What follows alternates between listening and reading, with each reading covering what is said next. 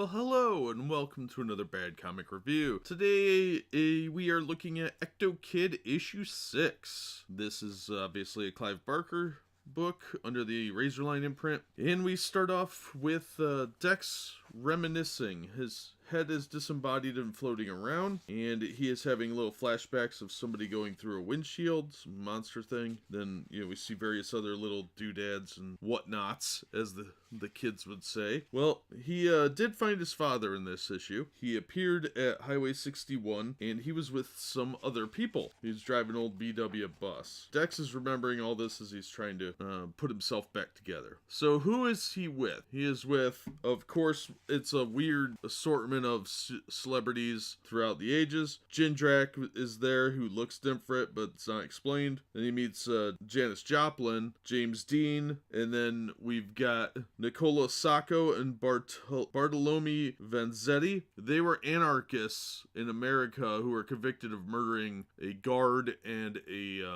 paymaster. They had robbed a place in Massachusetts, the Slater and Morrill Shoe Company in Braintree, Massachusetts. And they were put to death in the electric chair at Charleston State Prison. And since they were violent anarchists, they had sworn to do violence against the government and wage war. And this was back in 1921, I believe. The other guy that's there is Fred Hampton, the Black Panther activist and revolutionary from the 1960s. Yeah, it's an interesting assortment, but it's a pretty good issue. We've got what is effectively just a car chase scene throughout the issue. Dex and his dad have a hug moment before they're on the road, and they're tailed by a guy named Grudge, who has a grudge. Yeah, Grunge has a grudge. Figure that one out. So the guy's like a loan shark. Leo, Dex's dad, owes him his soul. And that's when we find out that ectoplasm can be used to craft things in the ectosphere. It's a form of energy, so you can create almost anything. And Leo's a little disappointed that his son hasn't figured that out by now. But that's when things get all fast and furious, and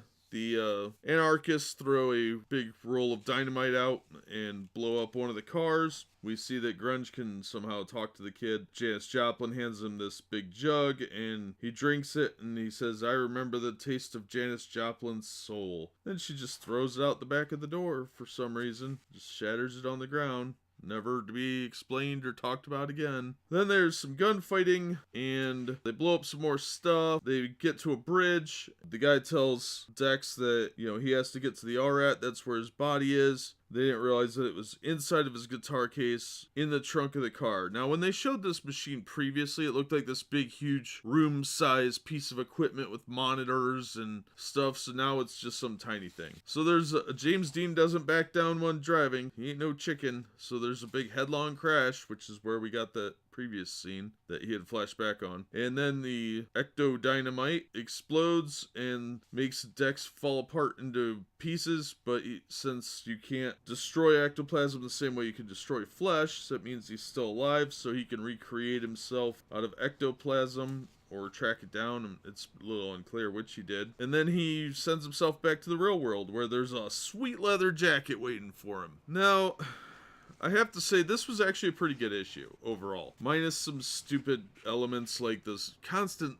need for throwing in weird celebrities. It wasn't bad. This was edited by Tom DeFalco. Writer was Larry Wachowski. Pencils by Steve Scroce. Inks by Bob Dvorak. And colors by Mike Thomas. Letters by Gasper again. So the art's actually pretty good. I didn't have a problem with that. A lot of the celebrity people didn't really look like who they are supposed to look like. Like we got generic adventure guy, Jimmy Dean. Not the sausage guy, but James Dean. Angry black man who's supposed to be Fred Hampton, but he doesn't look like Fred Hampton. He looks more like Fred Williamson. And then we've got Janis Joplin, who looks like the Joker and Janis Joplin had a kid together. Although the two Italian guys do kind of look like they're sketchy ancient mugshots. So overall, we learned that ectoplasm can be used like the Green Lantern ring is about all I really got out of this issue, but the chase sequence was pretty good. This was definitely one of the better issues in the series, in my opinion. You don't get a lot of resolution, but it is an interesting setup. Still, the story is definitely lagging, and it's not the strongest work that Marvel produced at the time, which